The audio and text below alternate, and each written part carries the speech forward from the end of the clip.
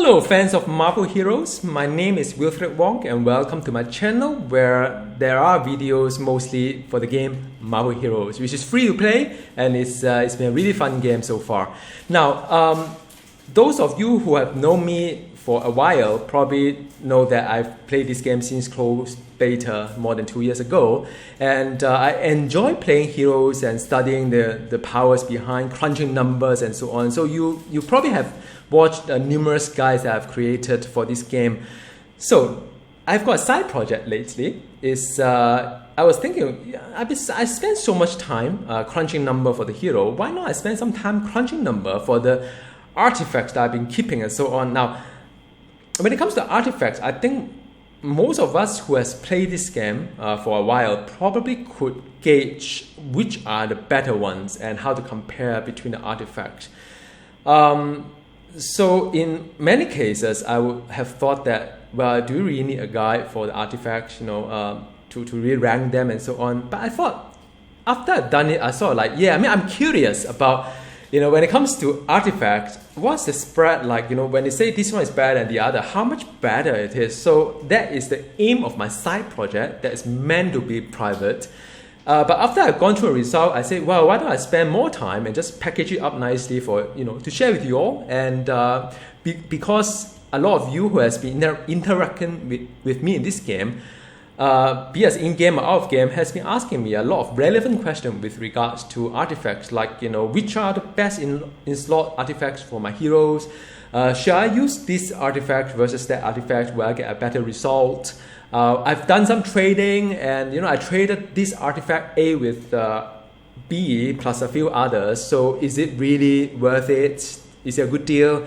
For those who are new, probably you have a question like, where do I find all these artifacts? Like, people have been talking about farming this and that. What exactly do I get, right? So, and quite a number of you actually asked me privately and openly about, why don't I use some better artifacts in my guide and so on. Now, those of you who probably know me from my super group or so on, most of my time I spend inside a training room. I don't really have much time to go through farming, although I love to play this game sometimes. But I also enjoyed another aspect of it to share this with the community. So there's a trade-off between my time. So I don't really have time to farm. Most of the time, some of you actually come to me and say, hey, donate some items to you. Would you like to take it? I say, yeah, sure. But that is one reason why I'm not using all the best artifacts usually. But another reason, another more important reason, right, is because I think my guide is targeting towards the audience who are new to this game or sort of casual in kind of nature.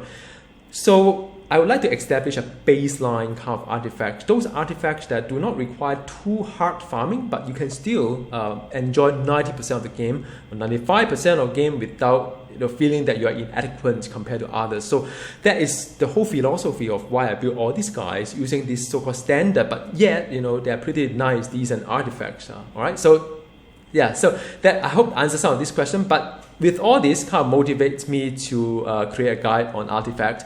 And in this guide, I'm going to put a time code for each session underneath this video in the description section.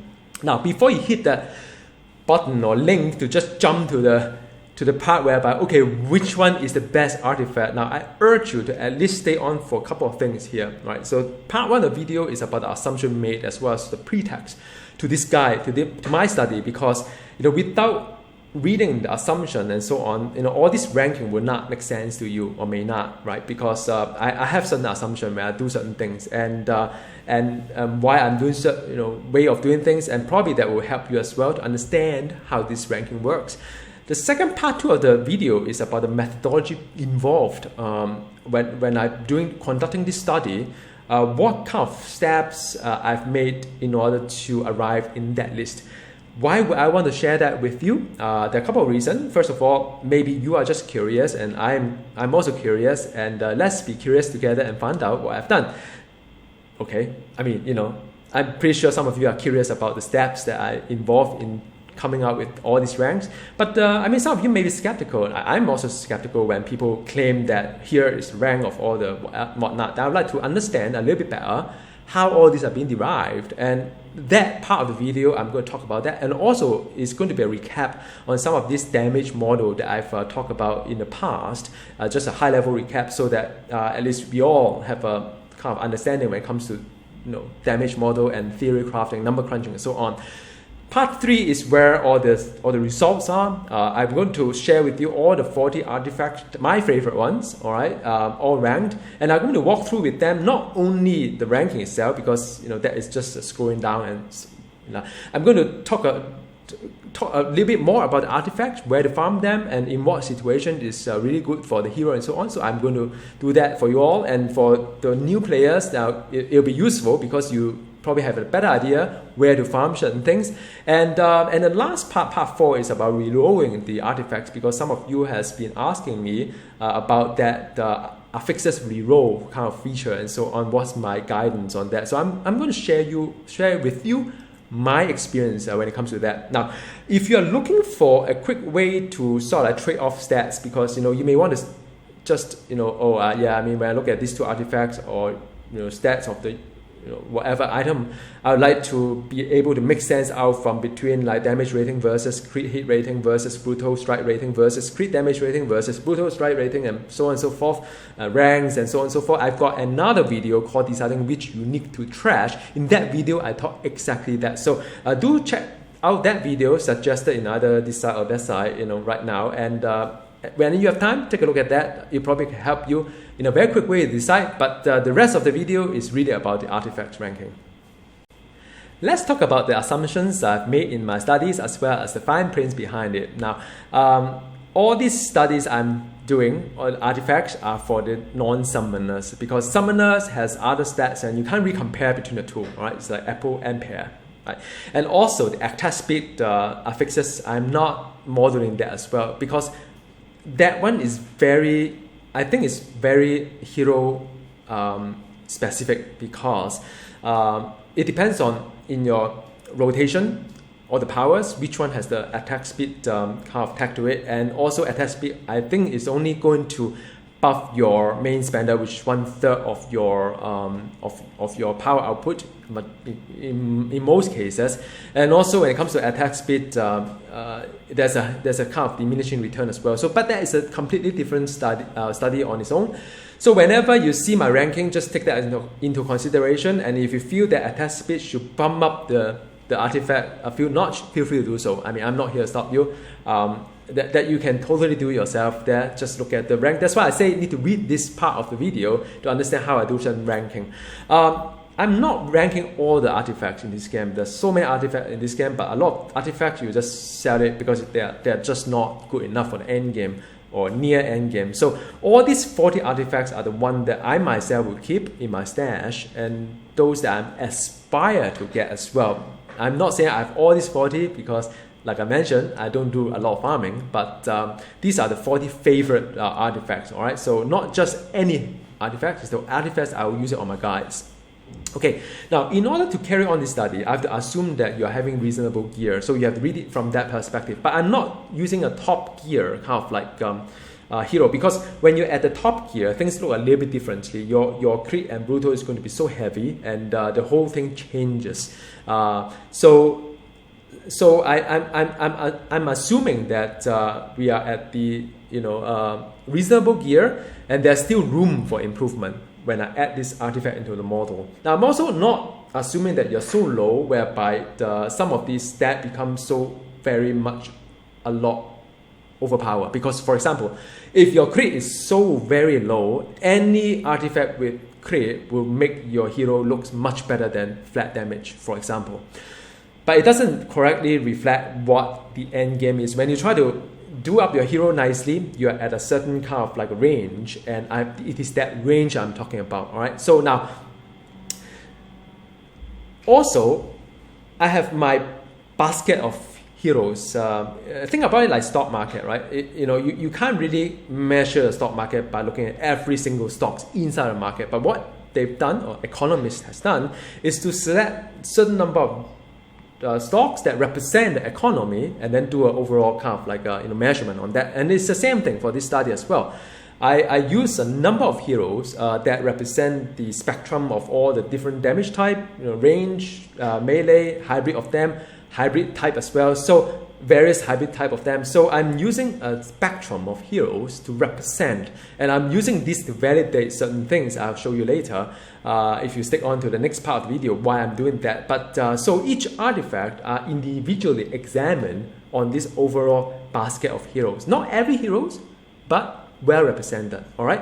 Now, there are certain parameters I look into. Things like so yeah. I mean, when it comes to performance of the artifact, I'm measuring whether it is doing good in terms of the normal damage, means the white damage or the white number damage, crit, which is yellow number damage, as well as the brutal as well, red number damage. Because all these things over time will give you the overall average performance. That's what I'm examining here. All right. So now, so after that, for every 40 artifact as well as the variants of it, because you'll see later in the methodology part or later part of it, some artifact can only be relevant to certain hybrid type and so on. So I split it all out. And so each artifact are individually force ranked within itself, within all the artifacts themselves, and also within the hero, so that there's a score by comparing against each other. So the best artifact for that particular hero in the basket will earn 100% score, and the performance that is lacking behind, how much lacking behind, will become a relative score. All right, so it's always 100%. Then it go down and down and down and down until the so-called the least performing one. All right, so and also in reality, it's very extremely hard to get max roll for an artifact. But then in this very study, I actually assume max rolls because there's no point in adding some randomness inside. All right. So, and there are some fine print as well. All right. And this fine print is more like the advice to you as well. Is that when you pick a set of artifacts, it's not always about picking the so-called best one out there, because you have to make your hero strong in the cover or scenario or most of scenarios. So different hero may have different challenge. Some hero may find a little bit fragile because they need to be quite close to the mobs, or their area damage is not as great, and you may need certain things like the health that will help you to survive better. There are some hero that by design is very low crit. Then you have to keep finding artifacts or gears that will fill up that gap. Some hero may have lower rank as well. Then those +1 rank will help them to rank up everything, right, as the overall damage output. And some hero may have a very high crit and so on, but then the flat damage is not as great. So always examine that and say, okay, you need to top that up. So always pick a set of artifacts that close certain gaps of your hero, not just picking the best artifact out there and think that most of the time it may work, but sometimes you have to find an approach whereby your hero still be playable and strong in all scenarios. All right. So you also would need to prioritize artifacts that benefit your entire rotation, because there's no point in picking an artifact that would benefit certain tech like area tech, but then you realize that only 30% of my damage come from area. What happened to the rest? It's not buffed. Your artifact means nothing to those powers. So always pick an artifact whereby it benefits your entire rotation. All right. So now that's the third point. The next one is very intuitive, because the more affixes artifacts has, the more difficult it is for you to get a good roll for all these so-called affixes. So, for example, Gem of the Curse, Hand of Doom, those have four affixes. Things like maybe Metasensory will have just like 2. If you don't count attack speed, only 1. Right? So, getting a good roll on certain artifacts could be a lot easier than getting the rolls on the very high-end artifacts. And when you compare artifacts, assuming that you may not have time or resource to reroll everything to the max or so on, the inferior one may not always be bad. That's what I'm saying. Because sometimes some artifacts are so widely available that getting a collection of very good artifacts is a possibility, much easier than farming and then trying to reroll, getting a very good roll. So something to bear in mind. And you always have to sort of find a balance, because people ask me what kind of artifact I use. I always say that I always look at my numbers, but for those who are not really into mathematics and so on, worries not. Always think about balance, because you have to get the flat damage, you have to get the crit components, combine the two together, become your product of a big number that comes in. All right. So now the last point is about don't sweat what you don't have, because sometimes in life we have wants and needs. This is just a video game, so it is something that you want. It's not something that you need. But then sometimes we all get confused and we spend hours and hours and hours, 200 runs, 300 runs, 400 runs trying to get the artifact. That may not happen, and you may not feel happy about it, but what I always advise my friends is that use what you have first. Like my guys, my artifacts are standard, use them first, and then as and when you encounter any new artifact, improve them. All right, so that concludes the part about the assumption and some of the fine prints of advice that I have for you. Now, let's talk about the methodology behind my study and behind my analysis. So for those who have watched my video a long time ago on damage explained, it is not new to you, right? But for those who have not really watched it before, I strongly advise you, if you have time and you are enjoying this kind of theory crafting, number crunching, to take a look at that video, because it gives you the kind of understanding, or at least I share my understanding with you on how my damage model works. So what it really does is that it computes the average damage output of a spectrum of time. So sometimes you crit, sometimes you don't, sometimes you just hit normal. So everything here is taken into that average consideration. And basically, for those who have watched my video guys on the number crunching session for the heroes, you probably see different variety to it, because some heroes are hybrid, some heroes are not. And but for this very study, I need something to standardize the stuff. So basically, I have to combine the damage rating. Now, how to combine them? Just recall, it is a base damage, right? But you kind of ignore the damage rating, because that is already being added onto your either physical energy or mental, whichever that is relevant to you. And then after that, you have the base damage for that other physical energy or mental that is relevant to you. So you have 3 numbers already. Then depending on whether your hero is doing melee or range, then you may have melee base damage and melee damage rating, right? So these 5 numbers add together is your combined damage rating. For the hybrid cases though, hybrid is, you could go into deep analysis. Like for example, a hero may do 60% physical, 40% energy. So you have to get the kind of like proportionate the damage rating across it, and or sometimes melee and range as well. But it is just a mathematical modeling. Do what makes sense to you, and make certain assumption, and just go with the assumption, verify the result, and then come back and sort of like rationalize, are you doing the right thing or not? So what I've done is that I combined the damage rating as well, and then for the crit hit rating is a little bit more complex, because when it comes to crit, then you have all these mental crit, physical crit, and sort of like energy crit, and after that on top of it you have the melee crit and then the range crit, right? So that is kind of hard to model, but then what I propose is that if you can understand your rotation, then you can work out effectively what is your crit overall rotation itself, right? So that 2 are the hardest one. The easy one is the crit damage rating, the brutal strike rating, and brutal damage rating.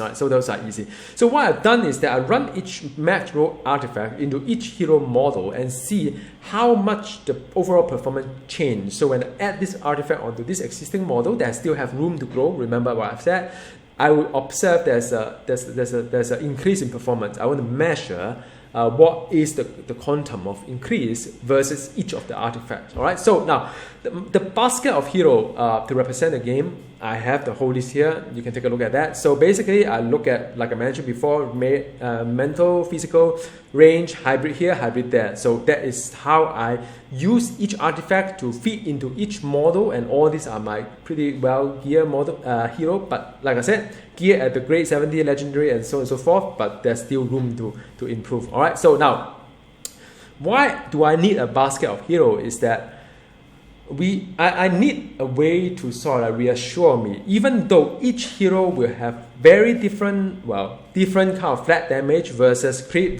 damage rating versus brutal damage rating, I would like to be able to see that the artifacts are more or less performing similar in all scenarios, right? So for example, if you look at my Wolverine and my Hawkeye, those of you who has watched my video, those 2 heroes has extremely high crit and high brutal, and it kind of could skew the whole study in a certain way. And heroes like Doctor Strange, and the base damage is actually not that high, and so like all these things become part of the equation for these things. Now, I know a lot of you have been asking, is Germ of the Curse better or is Hand of Doom better? So if you compare a number, I can see consistently for all heroes that you see here from top to bottom, consistently the story is the same. And from a mathematical modeling perspective, this is very good news, because we mathematicians or statisticians enjoy seeing consistency when it comes to number, and that kind of validates certain things. So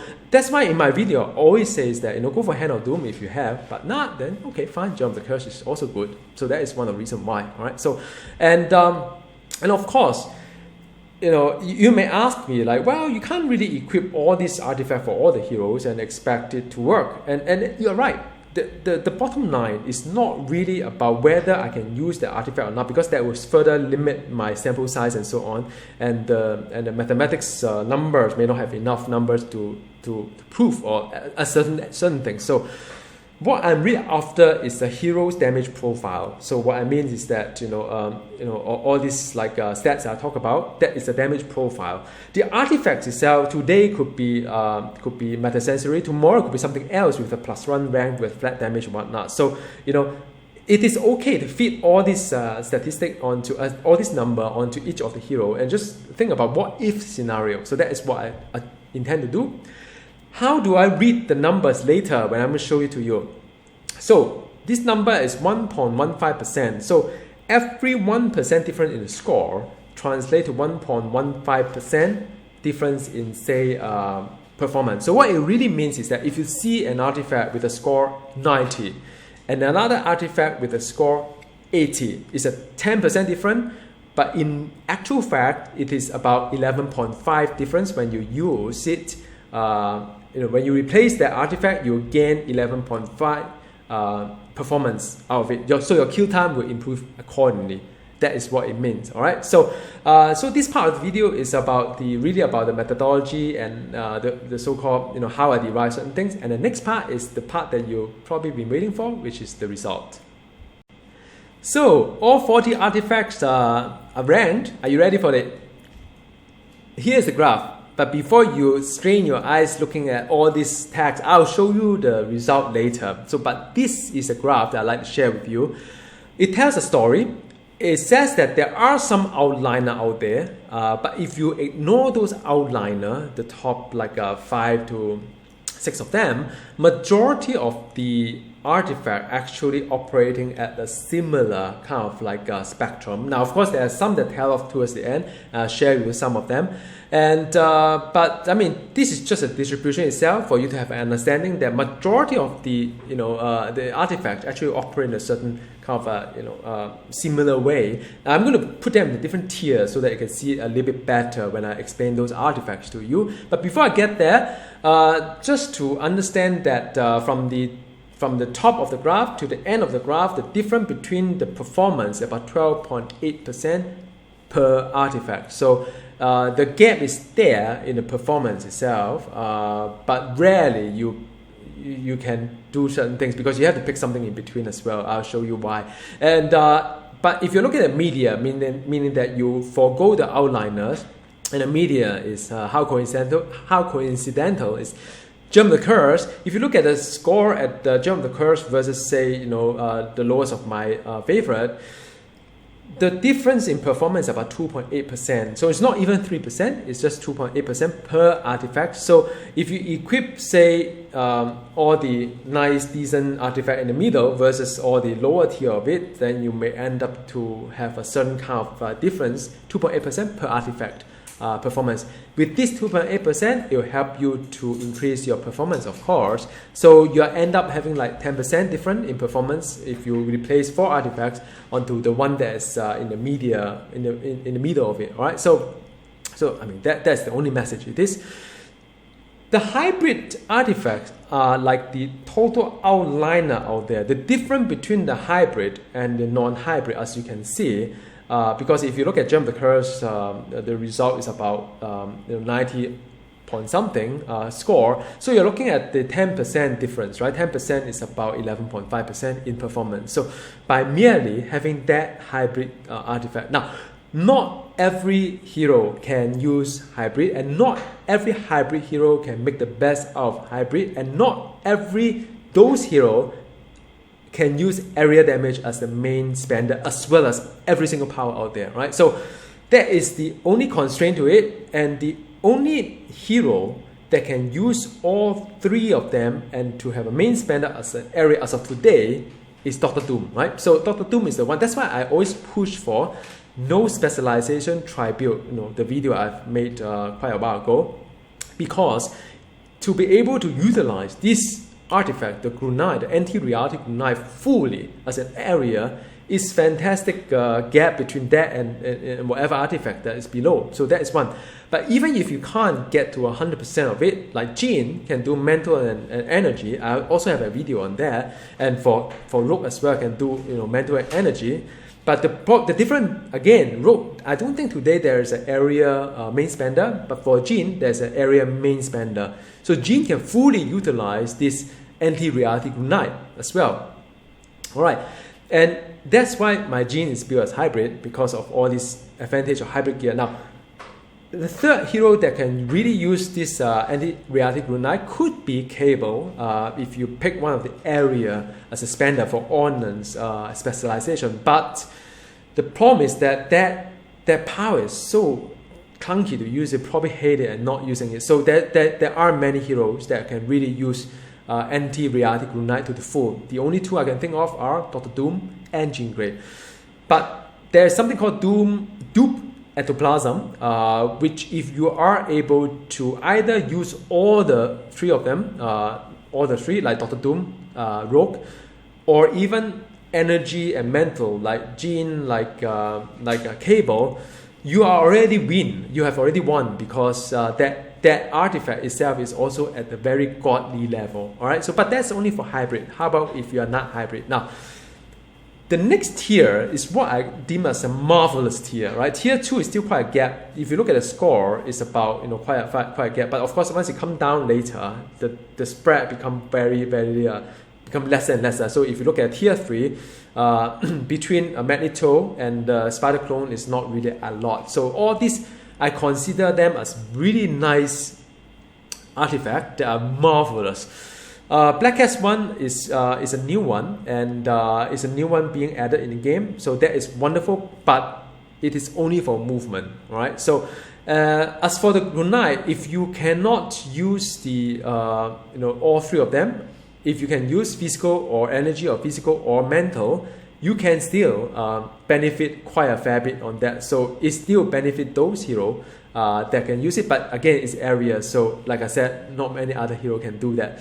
By the way, for those that Source says vendor, you could actually refresh it until your max roll or near max roll before you purchase. So don't purchase the vendor item and then try to reroll yourself, because that costs credit. Refresh it on a daily manner, even if you don't need the artifact. At least you reroll it something nice, and next time when you need it, you just grab it.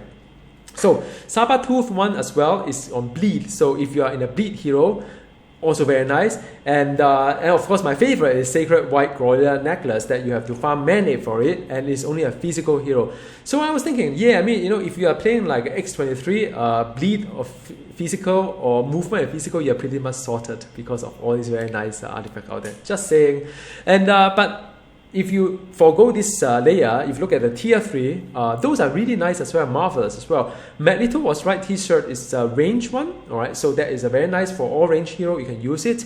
Taskmaster fighting for loser guy actually come up to be very high as well. And it's quite easy to farm, because a lot of you who are farming for terminal farm Taskmaster, or used to be in the past farm for Omega Pawn, but right now it's not the best way, but it was the best way. So don't sell away your loser guy, because if the range roll is lousy, you can actually use it for the melee roll. If the melee roll is lousy, vice versa. So either way is fine. You can use it for melee hero, you can use it for range hero. You don't have to use it for hybrid range and melee. But if you do have an artifact that is both strong in melee and range, keep it, because for the hero that can use both range and melee, like Captain America, like many others out there like Thor and so on, right? So that's from the Taskmaster itself. And then Arm Issue Nino Poison is one of the new one that has the +1 rank to it as well, and it only benefit the melee, and it has a +1 rank, and you can get it from the vendor. The advanced circlet of Sethorak as well, but that is only for the physical, and it has a shield, invulnerability shield, once in I think 30 seconds and so on, but you have to farm Juggernaut for it, and it's also very decent for the physical one. And between this one and a main ape, it's like a 1% difference, yeah? So just want to at least put some perspective to it. Mental Focus Headband is wonderful for all the mental heroes out there. You found Modok for it. Spider Clone Serum is a generic one. The good thing about all these things, pay attention to, is health components. So you can have health and you can have decent damage. So this is a very strong artifact to have, and you have to farm it from the Industrial City Patrol. All right, now that is the marvelous tier. Now let's look at the mid tier, which is the tier 4 and 5. This is what I call aspiration. My guide, sometimes I use some of this, sometimes I use more of this, but these are more of the aspiration one. You may need to spend some time farming it, or it could be something that is quite easy to farm. So I'm going to go through them one by one. Hand of Doom, leading the top of the pack in this aspiration tier. And it's a generic one. You can use it for any hero. It's wonderful. Now, the Mayhem Demon Blood is also an event item that's also very high in this list.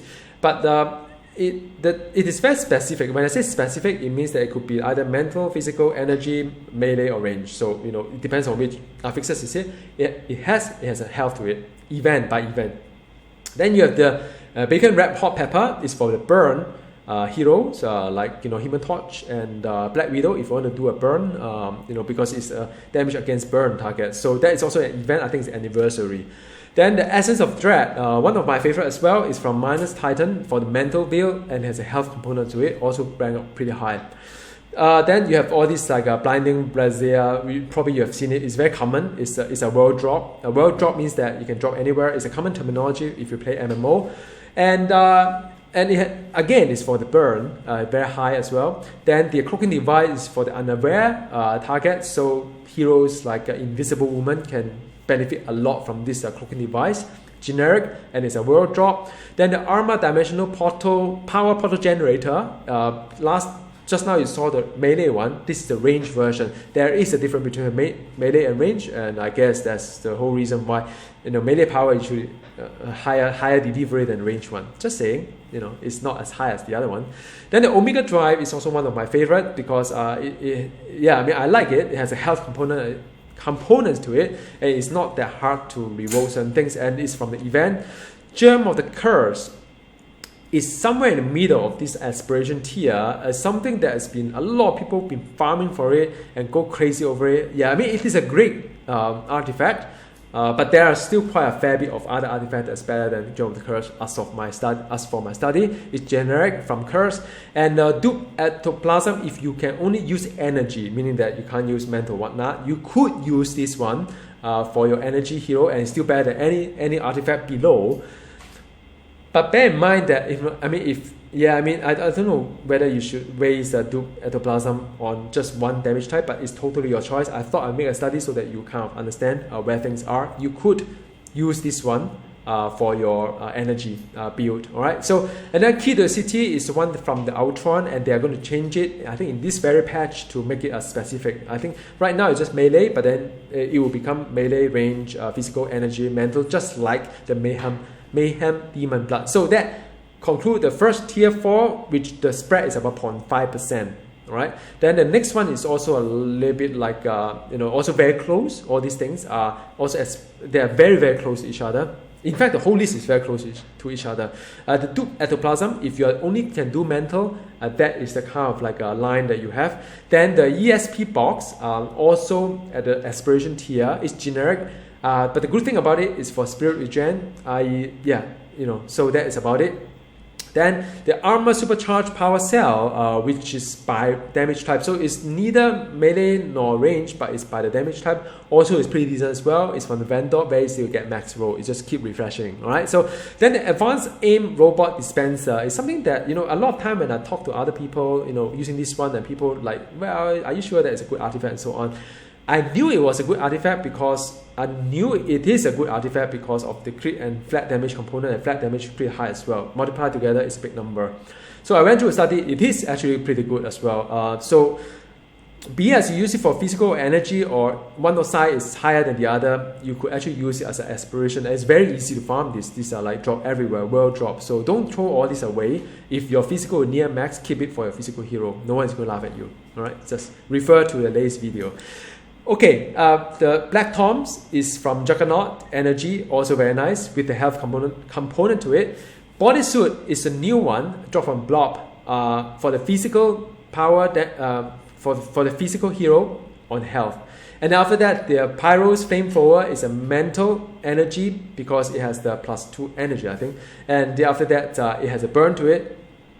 But the only thing I'd like to talk about on this Flamethrower is that if you have the Hot Pepper and the Blinding Blaze here, you probably can mix it together with other things that give you crit or not or so, because Flamethrower doesn't give you crit. I don't think so. All right, so that is the aspiration tier. All right, so now this is what I call the work horses tier. So these are not bad artifact, right? These are the ones that I would keep for the good roll. So I'll keep all these for good rolls. Now, leading the pack of this workhorse are one of my favorite, the Danger AI chip, because it has a very good flat damage, and then you have 5 stat of also very good flat damage. It gives you a decent artifact, nothing to, and it's very easy, very, very easy to reroll for the max roll. So I think it dropped from X defense, but nowadays who does X defense, right? So I don't know where to get it anymore.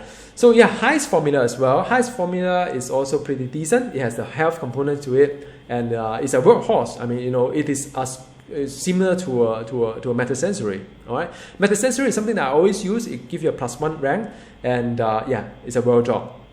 Howbuster physical package is from Red Skull. I mean, I wouldn't really farm for it because consider the fact that I have other workhorses, kind of like artifact that's not as hard as to farm as Red Skull. I can probably give it a miss, but if you find one from Red Skull, just keep it.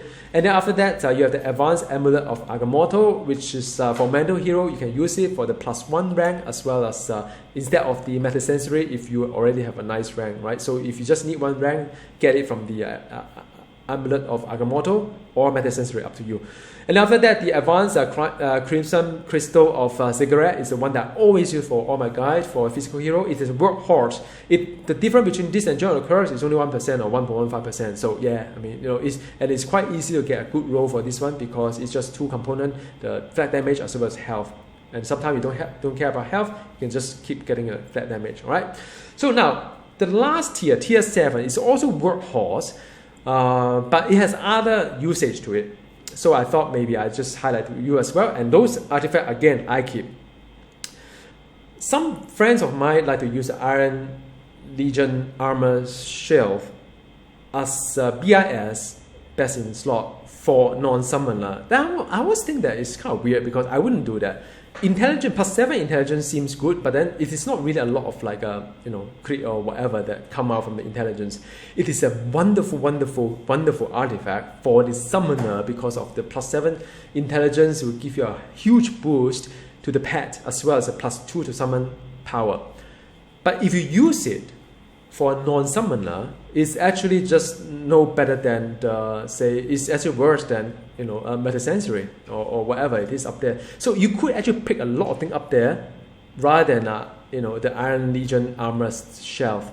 That is my thought, but I thought I put it there because some of you really like to use this as a BIS for non-summoner, which I don't understand. So anyway, next one is White Suit Jacket. I like this one. It's not as high damage, but it has it's a good health component to it, and it's relatively easy to farm Kingpin. And yeah, so that is one. And then the Advanced Phoenix Feather is for energy. The good thing about this is it drops so much. You can really keep the really ultimate max roll compared to say other things that you may have up there, and you don't need to reroll this one. Just keep trashing it and keeping the very good one. And it has a revive function as well, so yeah, it is what it is. Then there's the lizard formula is not really known for damage, but it's known for health and spirit regen, and it's a revive. Right, so I've used it for She-Hulk and it's kind of nice, but I don't think it is one of those that use for DPS, right?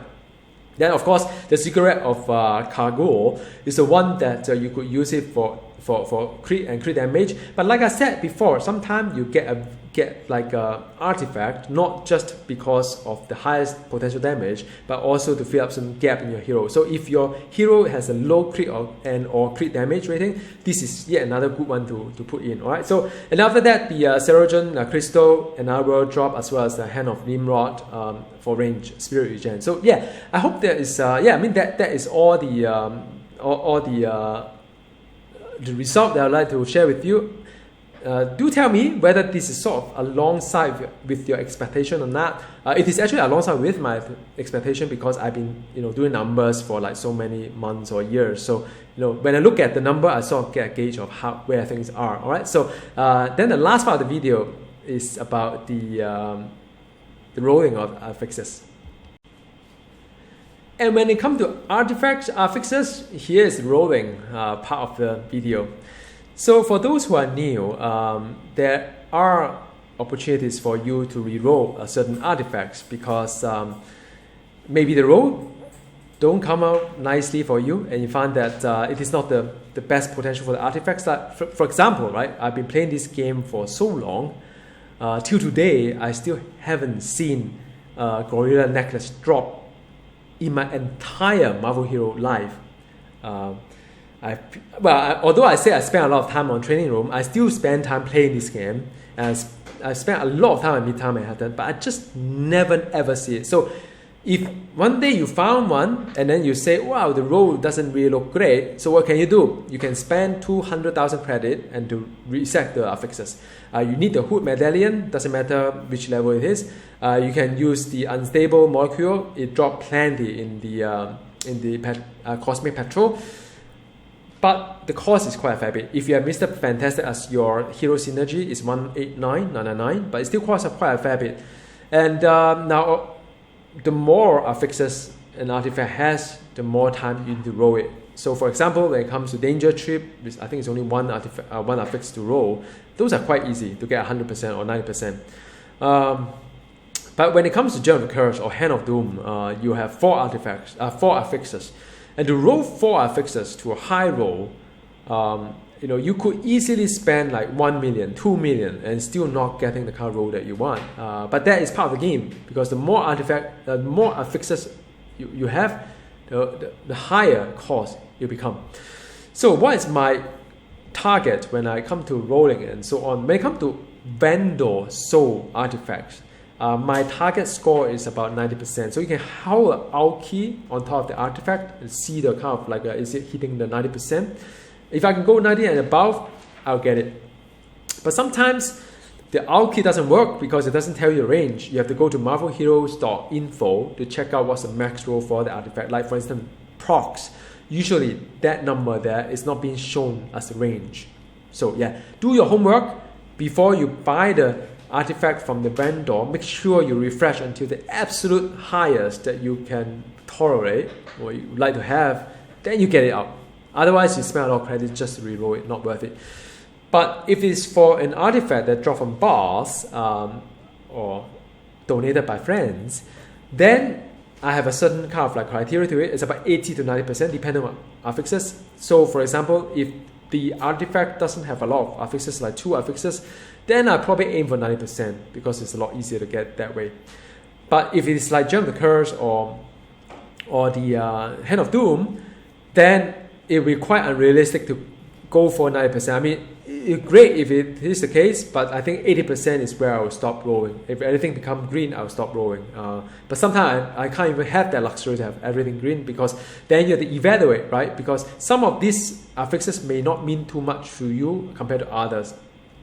For example, when you talk about crit damage, brutal damage, then you know that brutal damage rating is the least out of all 3. So if these all three are 90%, the other one is 50%, I'll take it, for example. But that's just me. So you have to evaluate which affixes mean more to you, and you sort of like roll for 90% or 80% on those affixes. All right. So that's really the end of the video, and thank you for watching this video, and thank you for being with me for so long and discussing with me and validating with me on certain things. I'm still learning this game, playing this game. Just would like to share my experience with you. Do ping me in game. I'm Lace, and here's my YouTube link. Feel free to watch other links as well. In the description of each video, I have a link back to my website, wilfredwong.com. Inside there are a whole list of guides that I keep it updated. So if you look at the catalog and you can't find it in YouTube because it's not that friendly to look for it, worries not. Go for that link and it's all there. So thank you for watching. Until the next time we see each other, goodbye and good luck with your artifact hunting. Bye.